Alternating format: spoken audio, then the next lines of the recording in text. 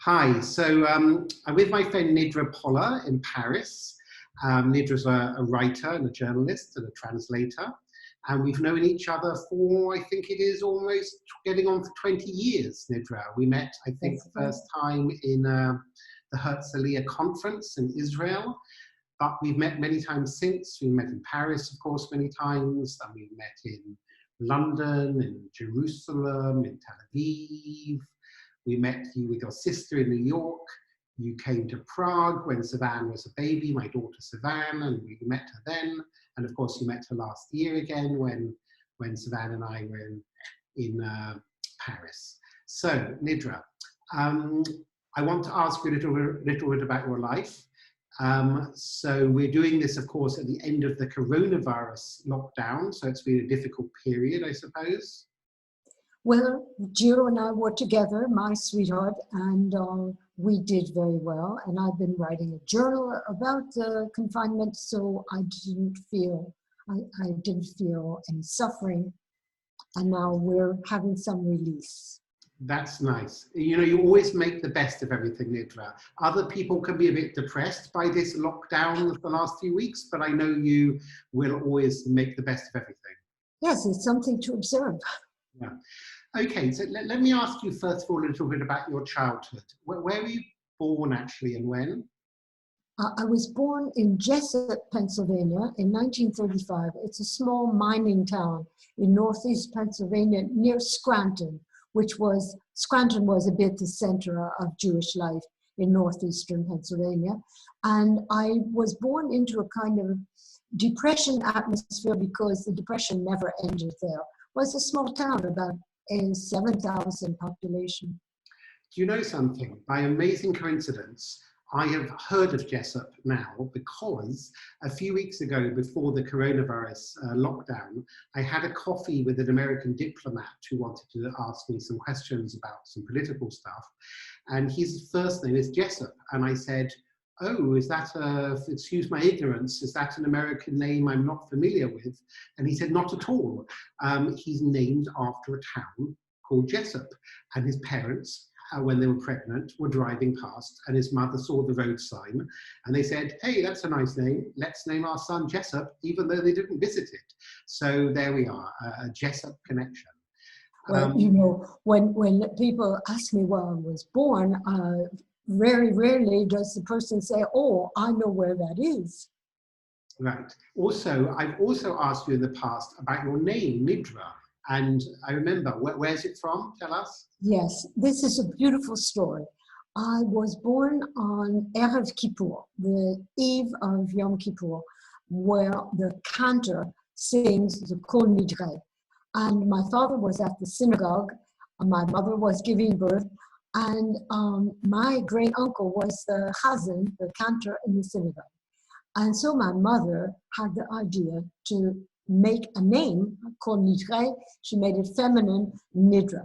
And I never met any other person with my name. Well, I've never come across that name. You're probably the only one. It was a beautiful gift from my mother. And she said in recent years, my mother lived to the age of 104. She said, I wonder, do you give a name like that because the person is going to be someone special? Or does the person become special because of the name? Maybe a bit of both. So where are your parents from? Were they born in America or where are they from? My parents, their origin is Central Europe. My father was born in Shemeshur, Shtetl near Lvov. And this was the big migration of Europe, which was at the beginning of the 20th century. So my father was 2 years old when he came with his mother and 4 siblings to meet up with his father, who was had made a place for himself. On my mother's side of the family, my grandparents were from Hungary, Jewish, of course, and came the same wave of immigration. And my mother was born in Jessup herself. Yeah. So, and you had a happy childhood and stuff? I had a wonderful childhood. I never wanted to be a child. My parents didn't treat me as a child. And my parents were wonderful people. The atmosphere in our home was interesting, exciting, and always we were always going on to something better and finer and more freedom. And we were poor. We were very poor when I was a child. My father joined the Marines in his 30s. He volunteered because he wanted to do something to defeat Hitler.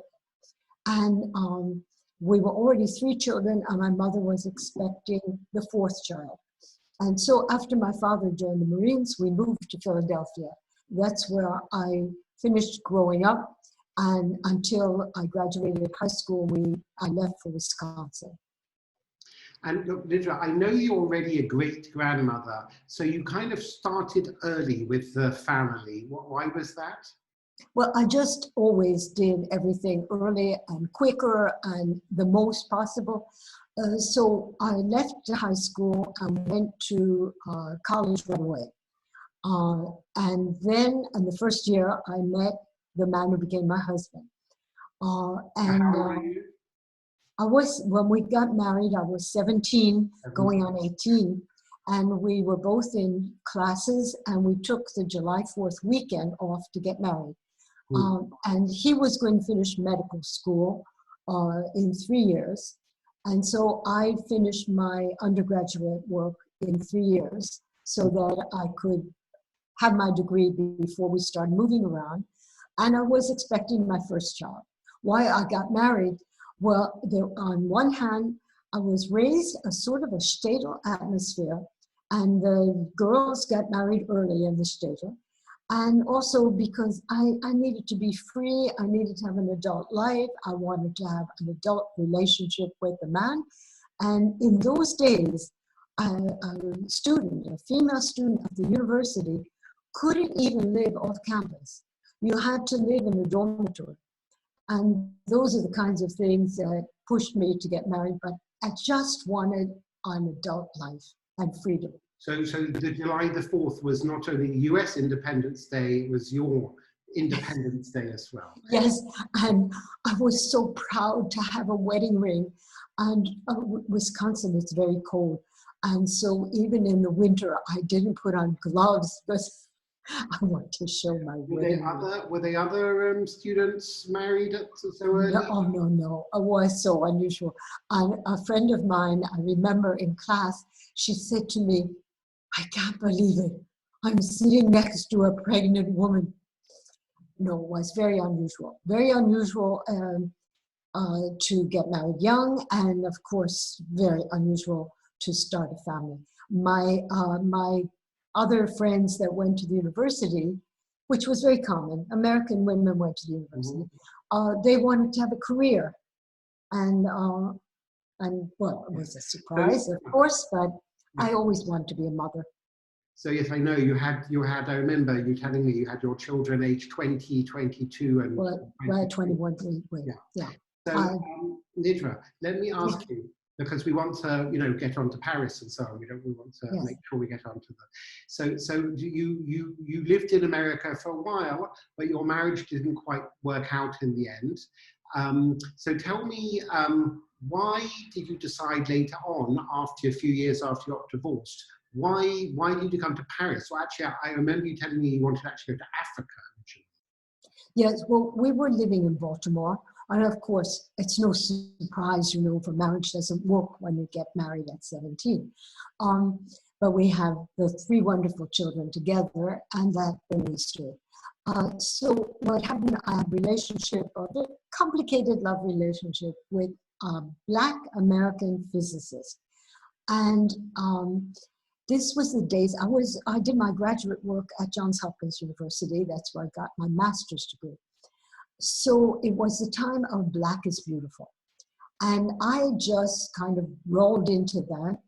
And my friend, my sweetheart, wanted to get back to his roots, and he wanted to work as a physicist in Africa, bringing this high level of knowledge to Africa.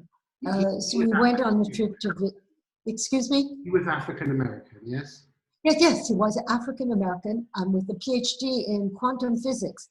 So you see the idea, not look, he could get the best in the United States with his PhD, and he wanted to connect to his African roots. And I taught for 3 years at Federal City College in Washington, D.C. My students were Black Americans, Africans, Caribbean, and Hispanic.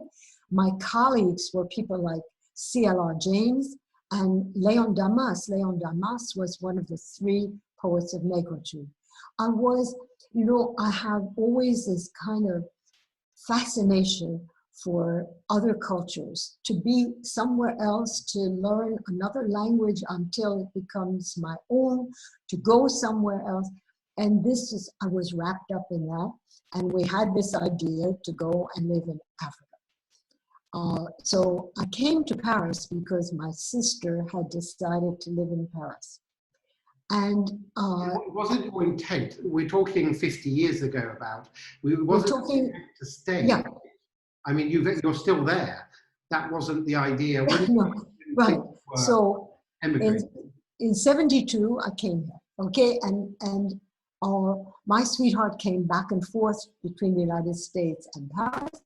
I was trying to get something in Africa.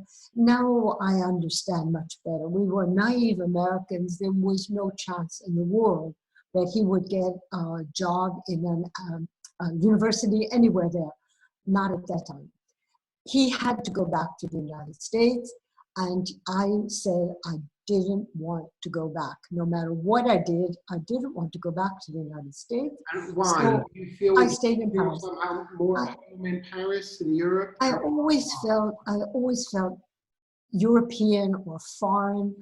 I'm grateful. The United States gave refuge to my family when they were poor immigrants, but I never felt American. I just wanted to. Say the main cultural differences living in Paris and living in the US. Well, of course, but when I first came to Paris, I was still on my African trip. And at that time, we're talking about the early 70s, Paris was a very interesting scene. There were all the best jazzmen, Black American jazzmen were here. They were living in Paris, weren't they? The Black American jazz. There was a Black American jazz scene in Paris. It was just a fantastic scene. So I kind of segued from my Black is beautiful dreams and just started living those dreams here in France, in Paris. So I wasn't in the French mystique at all. And it gave me the kind of exotic life that I always need. And I had wonderful friends. I mean, I was a very close friend of James Baldwin. I used to go down to see him in Saint-Paul-de-Vence. Once I remember looking in the closet and there were 2 jackets, blue jean on the outside and mink on the inside. And they belonged to, was it Maya Angelou or something like that? And there were, fascinating people around Jimmy Baldwin. I was a good friend with Black American writer Cecil Brown, the Black surrealist poet Ted Jones, who used to hang out with André Breton, and Randy Weston, Bobby Few, Steve Hutt. And so that was quite far from Jessup in a way. Yes, that's maybe there's an advantage that I started in this little hick town, so anything I did was quite remarkable. Tell me, Nidra, by the time I met you, so it sounds like you had moved away a little bit from your Jewish upbringing and after your name Nidra, but by the time I met you, which was a little bit after the 9/11 attacks and so on, you were living with Jiro, the wonderful Jiro, who's a Japanese, leading Japanese photographer, especially of track and field and sports and so on. And we met at a conference in Israel, and you were quite involved already at that stage with Jewish, not necessarily religious, but political issues, anti-Semitism and so on. So what happened? Did you sort of come back to that? Or? Okay, I'll try to give you a quick resume. I never ever turned against my Judaism, and I loved Judaism. I had a good Jewish education. I learned Hebrew. I had a bar mitzvah. This was an important part of my life, and I had a beautiful traditional Jewish life in an observant family. But I had this kind of third worldly leftist thing, and we see those currents, and that's where I was. So, and then the fact of divorcing and constantly, I was like constantly breaking away from something, going into something. And so I was far from my Judaism, except it was deep in my heart. But actually, when I had my first grandchild, I realized that if I didn't transmit, nobody would. So that was one fact. I remember you telling me that Jiro, who's Japanese and of course not Jewish, and in fact when I met him first time, I couldn't believe how much he knew, for example, about Israeli football teams.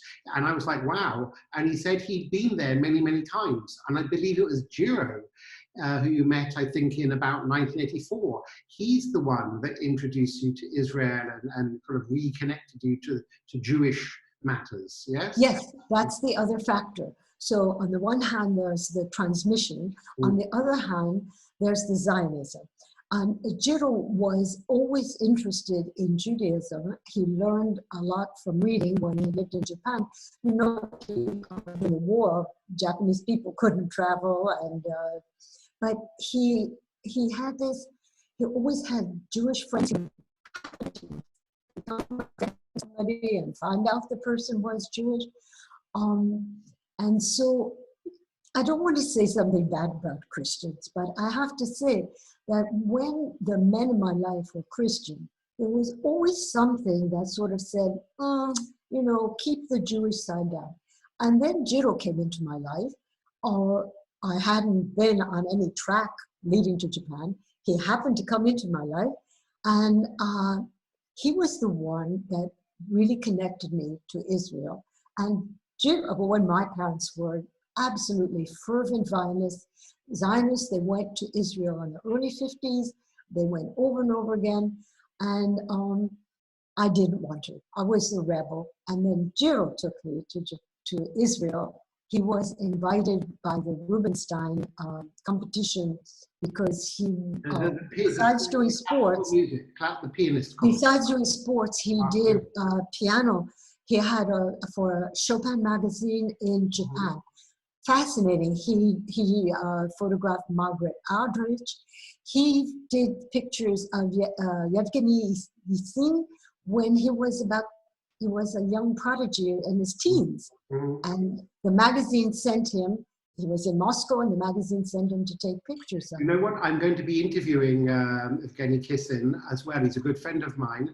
I'll see if he remembers. I'm going to be interviewing him. Ask him if he remembers. He was about 13 years old, and Jiro went to interview him, take pictures of him in his the studio where he was with his teacher.